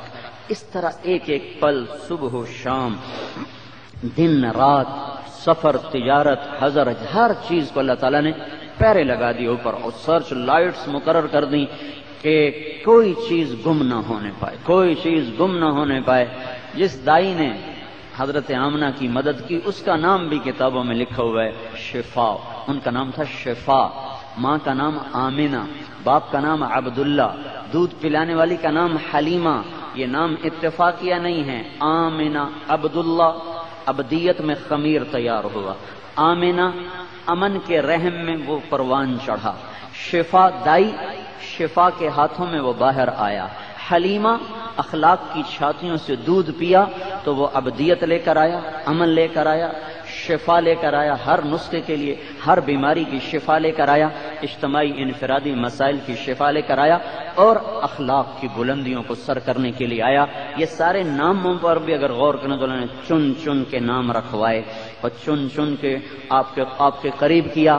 ان سارے ناموں کا بھی اثر ہے آپ کی ذات مبارک میں، اور آپ کی آمد ساری دنیا کے لیے ایسی تھی جیسے بارات کو دلہا مل گیا اور مجلس کو میر مجلس مل گیا، اور جیسے قافلے کو میر کارواں مل گیا، آپ کی آمد اس طرح تھی کہ ساری کائنات جیسے زندہ ہوگی، جیسے بہار آ گئی۔ اس لیے اللہ تعالیٰ نے عرب میں ظاہری بہار نہیں رکھی، کالے پہاڑ رکھے کہ خود میرا نبی ہی بہار ہے، اس کے ہوتے ہوئے کسی اور بہار کی ضرورت ہی نہیں ہے، یہ خود چشمہ ہے، اس کے ہوتے ہوئے زمین کے چشموں کی ضرورت نہیں ہے۔ یہ ربیع الاول ربیع بہار کو کہتے ہیں، ربیع بہار کی بارش، بہار کی رونق، بہار کی کلیاں اور پھول، اس سارے منظر کے لیے لفظ ربیع آتا ہے۔ تو اللہ نے آپ کے لیے ربیع کا مہینہ مقرر کیا، ربیع آ گیا بہار والا، اصلی بہار اب آئی ہے، وہ پھولوں کی بہار، وہ چمن کی بہار، وہ مارچ فروری کی بہار وہ عارضی ہے، یہ ابدی بہار ہے، اب کبھی خزاں نہ آئے گی اگر تم اس کے غلام بن کے چلو گے۔ 22 اپریل 571 عیسوی، یکم جیٹھ 628 بکرمی، اور ہمارا یہ جو جیٹھ ہاڑ کے مہینے ہیں اس میں 13 گھنٹے اور 16 منٹ اس دن پہ گزر چکے تھے، اور ربیع الاول کی 12 پیر کی صبح کے 4:20 پر آپ دنیا میں تشریف لائے۔ اور عربوں میں دستور تھا کہ جب کوئی بچہ پیدا ہوتا تو رات کے تو اس پہ ہانڈی رکھتے تھے ایسے، اور اس میں سوراخ ہوتے تھے، ہوا آتی رہے، وہ ہانڈی میں اس لیے چھپاتے تھے کہ اس کو نظر لگ جائے، اور صبح کے اجالے میں دیکھتے۔ تو جب پیدا ہوئے ہمارے نبی تو آپ نے ایک تو جب جو دائی تھی شفا، جب انہوں نے لٹایا تو آپ نے ایک دم کروٹ بدلی اور سجدہ کیا، اور پھر یوں سر اٹھایا، یوں ہی سر اٹھایا حضرت آمنہ پہ ساری کائنات روشن ہو گئی۔ تو انہوں نے پھر اوپر ہانڈی رکھی تو ٹھک کی آواز آئی، اور ہانڈی کے 2 ٹکڑے ہو کے ایک ادھر گر گیا، ایک ادھر گر گیا۔ 63 سال 4 دن عمر پائی آپ نے محرم، صفر، ربیع الاول کے کیلنڈر کے لحاظ سے۔ 61 سال 2 مہینے 24 دن آپ نے عمر پائی جنوری فروری کے کیلنڈر کے لحاظ سے۔ 22,330 دن اور 6 گھنٹے آپ کی عمر ہے ایام کے لحاظ سے۔ 8,156 دن اس میں ایام نبوت ہیں، ظہور نبوت، ظہور، ورنہ نبی تو آپ کب تھے؟ جب ابو ہریرہ نے پوچھا یا رسول اللہ آپ کو نبوت کب ملی، تو آپ نے فرمایا ابھی آدم کی کہانی شروع بھی نہیں ہوئی تھی مجھے نبوت مل چکی تھی۔ یہ ظہور نبوت کے ایام میرے آپ کے لحاظ سے۔ اقرأ بسم ربک الذی خلق، خلق الانسان من علق، یہاں سے کہانی شروع ہوئی اور اللہم الرفیق الاعلی پہ جا کے ختم ہوئی۔ تو یہ 8,156 دن ہیں۔ پوری زندگی آپ روشن چھوڑ کر گئے ہیں، دنیا کی کسی طاقت میں، کسی دنیا کے کسی بادشاہ کی، جرنیل کی، بڑے سے بڑے انسان کی ایسی تاریخ موجود نہیں ہے جیسے اللہ کے نبی کی تاریخ موجود۔ آپ کا علم بے سند کے ہمارے نبی کا علم ہم تک پہنچا ہے، اور سند کے واسطے سے پہنچا ہے۔ ایک فتنہ اٹھا تھا، اب بھی ہے، کہ حدیث تو بعد کی چیز ہے، پتہ نہیں سچی کہ جھوٹ۔ اس فتنے نے عجم کو لپیٹ میں لیا، عرب کو نہیں، چونکہ عرب تو عربی دان ہے، وہ سمجھتا ہے کہ دنیا کے سارے انسان مل جائیں تو نبی جیسا کلام تیار نہیں کر سکتے۔ یہ ہم اس کی لپیٹ میں کیوں آئے کہ ہمیں پتہ نہیں عربی کا حسن کیا چیز۔ جیسے اقبال کی شاعری میں آج کوئی اپنا پچر لگائے تو جس کو بھی اقبالیات کا ذوق ہے وہ بتا دے گا یہ کسی اور کا گھڑا ہوا کلام ہے، اقبال کا نہیں ہے۔ اللہ کے نبی نے کلام اتنے حسین الفاظ میں ادا کیا ہے کہ پوری دنیا کے دجال مل کر ایسا کلام بنا نہیں سکتے۔ فرض کرو بنا لیا، ہم فرض کرتے ہیں بنا لیا، تو اس سے کیا فرق پڑتا ہے؟ ہمارے پاس سند موجود ہے، جتنی حدیثیں ہم تک آئی ہیں وہ ڈائجسٹ سے، جنگ نوائے وقت سے نہیں آئی، بلکہ ایک سند کا روحانی سلسلہ ہے۔ ہم نے صرف کتاب نہیں پڑھی بلکہ استاد سے پڑھا ہے، اس نے آگے سے میں نے محمد عبداللہ سے حدیث پڑھی، انہوں نے خیر محمد سے، انہوں نے انور شاہ سے، انہوں نے محمود الحسن سے، غفر سے، انہوں نے ابو محمد عبداللہ بن احمد سے، انہوں نے ابو عبداللہ محمد بن یوسف سے، انہوں نے ابو عبداللہ الامام البخاری سے۔ امام بخاری بولے حدثنا الحمیدی قال حدثنا سفیان قال حدثنا يحيى بن سعيد الانصاری قال اخبرني محمد بن ابراہیم التیمی انه سمع علقمة بن وقاص الليثي يقول سمعت عمر بن الخطاب رضي الله تعالى عنه على المنبر يقول سمعت رسول الله صلى الله عليه وسلم انما الاعمال بالنيات۔ ہمارے پاس یہ واسطوں سے علم آیا ہوا ہے، اگر خون کے ذرات کو پہچاننے والے دنیا میں موجود ہیں، پیٹرول گیس کے پہچاننے والے دنیا میں موجود ہیں، اور مرض اور صحت کے جراثیم دیکھنے والے اگر دنیا میں موجود ہیں، درختوں اور پتوں کی بیماریاں دیکھنے والے اگر دنیا میں موجود ہیں، تو میرا اللہ اتنا عاجز نہیں ہوا کہ وہ ایسے لوگ نہ پیدا کرے جو محبوب کی بات کو اور دجال کی بات کو پہچاننے والے نہ ہوں۔ جب تک سورج مغرب سے نہیں نکلتا اللہ ایسے لوگ پیدا کرتا رہے گا جو دودھ اور پانی کو الگ کر کے دکھا دیں گے۔ اس پر اللہ کا پہرا ہے، اس کی حفاظت ہے، یہ کسی اللہ نے ہمارے حوالے نہیں کے اوپر حفاظت ہے۔ پھر یہ تو آپ کا روحانی نسب نامہ ہے، آپ کا خاندانی نسب نامہ آدم علیہ السلام تک کسی نبی کا محفوظ نہیں، کسی انسان کا محفوظ نہیں، صرف آپ کا محفوظ ہے جو آدم علیہ السلام تک جاتا ہے۔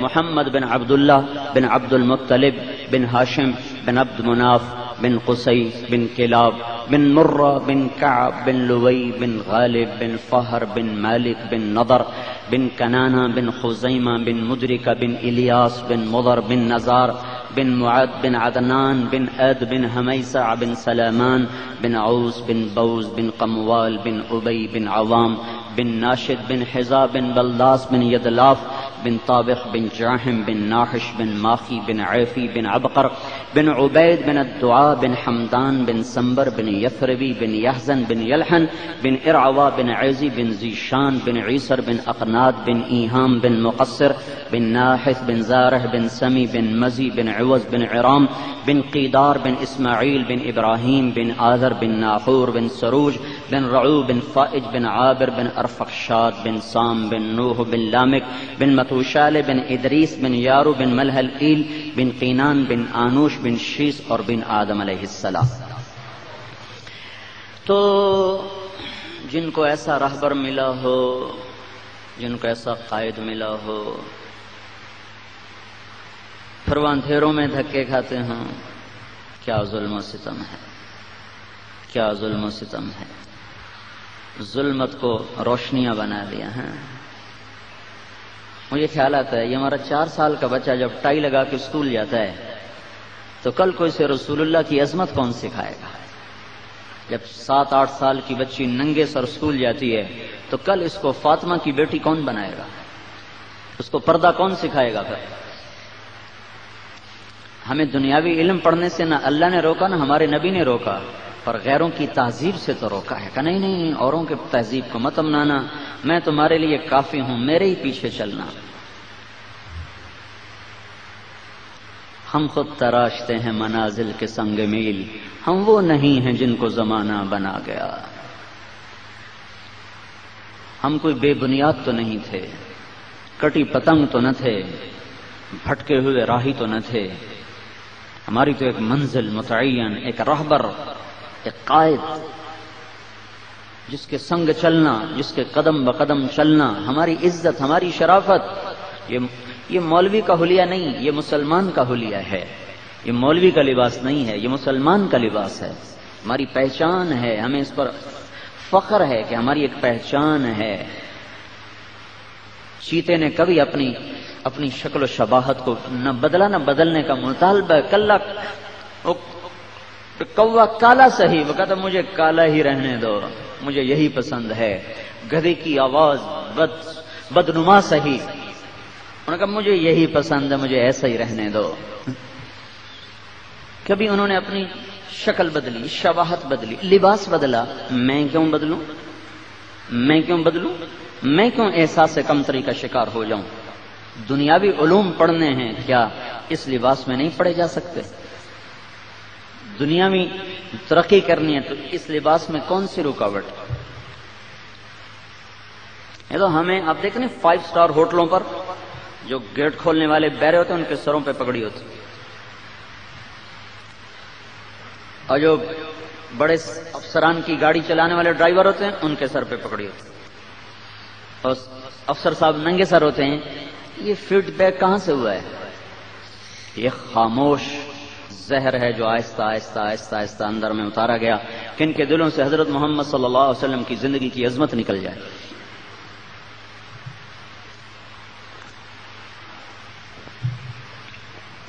تو بھائیو، یہ بھی ایک تربیت ہے، یہ بھی ایک محنت ہے، کوشش ہے. جو کرے گا اللہ اس سے دیکھ، لیکن یہ مفت کی چیز نہیں ہے کہ وراثت میں مل جائے. باپ مر گیا ہمارا، اس کی زمینوں کے ہم وارث ہو گئے. لیکن دنیا میں دولت علم ایک ایسی دولت ہے جو مفت نہیں ملتی. تقوی ایک ایسی دولت ہے جو مفت میں نہیں. یہ مول بکاؤ چیز نہیں ہے، اسے تو دھکے کھا کے لینا پڑے گا. اس لیے بھائی گزارش یہ ہے، آپ حضرات اس محنت کو، اس تبلیغ کو کام بنا کے کریں. ایک دور تھا، میں بھی سوچ رہا تھا جب آپ کے صدر صاحب تعارف کروا رہے تھے، کہ ایک دور تھا جب ہمیں پوچھتا ہی کوئی نہیں تھا، اور ہر طرف سے بس دھکے ہی دھکے دھکے ہی دھکے. ایک وقت آیا کہ شہر کا سب سے معزز طبقہ ہمیں بلاتا ہے، آؤ بھائی کچھ بات کرو.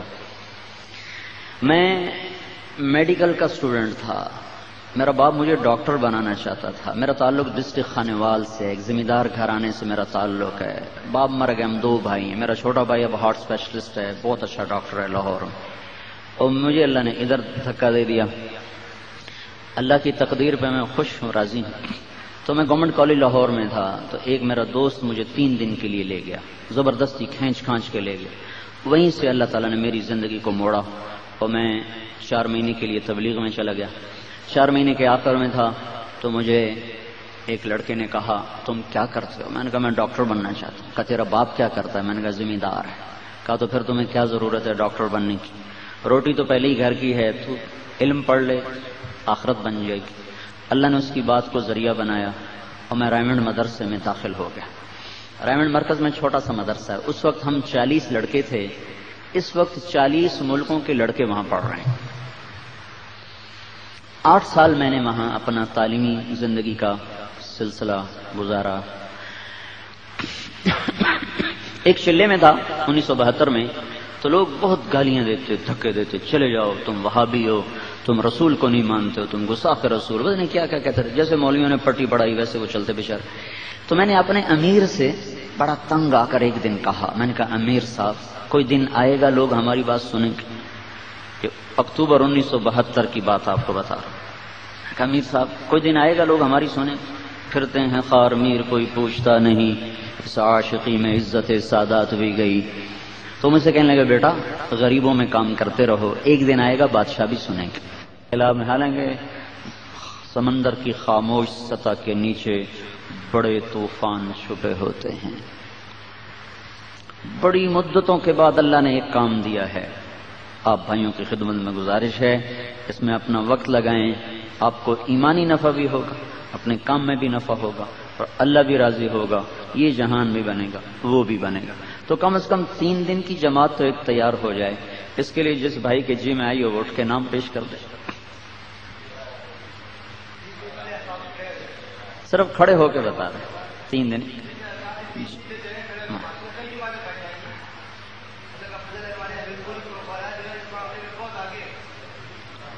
وہاں مرکز میں تشریف لے آئیں، وہاں کوئی ساتھی گراؤنڈ ہے وہاں بیان ہوگا. اور کل کہاں ہے؟ ایلیمنٹری کالج کے گراؤنڈ میں ہے. اگلے دن ٹاؤن شپ میں، جہاں جہاں آپ آ سکتے ہیں تشریف لے آئیں. درود شریف پڑھ لیں. اللہم لک الحمد کما انت اہلہ فصلی علی محمد کما انت اہلہ وفعل بنا ما انت اہلہ انک اہل التقوی و اہل المغفرہ. اے مظلوموں کی سننے والے اللہ، اے مظلوموں کی فریاد پر لبیک کہنے والے اللہ، ہمیں تو مدتیں گزر گئی ظلم کی چکی میں پستے ہوئے. ہمارا تو آخری سہارا ہے، تو ہمارا آخری ملجا و ماوا ہے. اے مالک الملک، تو آج کے ظالموں کو لگام دے دے یا اللہ، تو آج کے ظالموں کو لگام دے دے یا اللہ. یہ فرعون بن چکے ہیں، نمرود اور شداد بن چکے ہیں. اے مالک الملک، تو نے ہی مصر کے فرعون کو پکڑا، ہمارے فرعونوں پہ بھی ہاتھ ڈال دے۔ تو نے ہی بابل کے نمرود کو پکڑا، ہمارے نمرودوں پہ بھی ہاتھ ڈال دے۔ تو نے میرے مولا بنی اسرائیل کے قارون کو پکڑا، ہمارے قارونوں پہ بھی ہاتھ ڈال۔ مالک الملک، تیری ہی بادشاہی کو بقا ہے، پر تیری ڈھیل کو آج کا ظالم اپنی طاقت سمجھ بیٹھا ہے، اپنا اقتدار سمجھ بیٹھا ہے۔ اے دو جہان کے بادشاہ جس کی شہنشاہی کو زوال نہیں ہے، یا اللہ تو مظلوموں کا ساتھی بن جا، مظلوموں کا ساتھی بن جا، اور ظالموں کو ہدایت دے دے۔ اگر ان کے مقدر میں ہدایت نہیں ہے میرے مولا، تو ان کے وجود سے دھرتی پاک کر دے یا اللہ۔ مصر کے فرعون نے تو صرف 70,000 ذبح کیے تھے، ہمارے فرعون نے تو میرے مولا کروڑوں بچے ذبح کر دیے۔ اے مالک الملک، ہم تیرے ہی دربار میں اپنا سارا استغاثہ دائر کرتے ہیں، ہم دنیا کی عدالت میں کبھی نہیں جائیں گے یا اللہ، تیرا در کبھی نہیں چھوڑیں گے، اور دنیا کی عدالت پہ کبھی نہیں جائیں گے، تجھے اپنا ہر غم سنائیں گے۔ اے بادشاہوں کے بادشاہ، تو نے ہی میرے مولا ان فرعونوں کو پکڑا، تو ان فرعونوں کو بھی پکڑ۔ بابل کے نمرود نے تیرا ایک خلیل جلایا تھا، اسے بھی تو نے بچایا تھا میرے مولا۔ ان نمرودوں نے تیرے کتنے خلیل جلا دیے، کتنے یا اللہ ان کے یا اللہ ظلم کی بھینٹ چڑھ گئے۔ اے زمین و آسمان کے مالک، ہم تو تیری مدد کے منتظر ہیں یا اللہ، اکھیاں پک گئی ہیں، تھک گئی ہیں۔ اے بادشاہوں کے بادشاہ، یقیناً ہمارے پاس نہ کوئی عمل ہے جو تیرے سامنے پیش کر کے تیری مدد کی ہم طلب کرتے، ہماری ذلتوں پہ رحم فرما دے مولا۔ تیرے نبی نے سنایا تھا، غار میں 3 آدمی گئے تھے، اوپر پتھر گر گیا تھا، انہوں نے عمل کے واسطے دیے تھے، تو نے راہیں کھول دی تھیں۔ ہمارے پاس تو میرے مولا عمل ہی کوئی نہیں جس کا تجھے واسطہ دیتے، تجھے ہماری ذلتوں کا واسطہ یا اللہ، تجھے اپنے محبوب کی محبتوں کا واسطہ میرے مالک۔ اس امت کی دکھ بری رات پہ سویر لیا، اس کی خزاں کو بہار سے بدل دے یا اللہ، آگے پیچھے دائیں بائیں اوپر نیچے سے ہماری حفاظت فرما یا اللہ۔ ان سارے بھائیوں کو سراپا عدل بنا دے، اس عدالت کو عدل بنا دے، یہاں کے ججوں کو، یہاں کے وکلاء کو میرے مولا، ظالم کے لیے تو یا اللہ ننگی تلوار بنا دے، مظلوم کے لیے پناہ گاہ بنا دے، سایہ بنا دے، ٹھنڈی چھاؤں بنا دے۔ اے مولا، اس ملک کی بنیادوں میں 6 لاکھ انسانوں کی ہڈیاں دفن، یا اللہ یہ خطہ اس لیے نہیں بنا تھا کہ ظالم دندن آئے، اور یا اللہ تہذیب کے نام پر بیٹیاں ننگی ہو جائیں، نوجوان آوارہ ہو جائیں۔ ہم تجھ سے بھی شرمندہ، تیرے محبوب سے بھی شرمندہ، اور ان 6 لاکھ مسلمانوں سے شرمندہ ہیں جو راوی کی موجوں میں بہ گئے، جو ستلج کی یا اللہ گہرائیوں میں سو گئے۔ Islamic voice digital sound studio Pakistan میں اسلامک ریکارڈنگ کے لیے منفرد ادارہ، تلاوت، حمد و نعت، نظمیں اور تقاریر ڈیجیٹل اسٹوڈیو میں اور دینی اجتماعات کی اسٹوڈیو کوالٹی میں ریکارڈنگ اور آڈیو کیسٹس کو CD میں کنورٹ کروانے کے لیے معیاری ادارہ اسلامک وائس۔ رابطہ کے لیے پوسٹ باکس نمبر 1503 نشات آباد، فیصل آباد، فون نمبر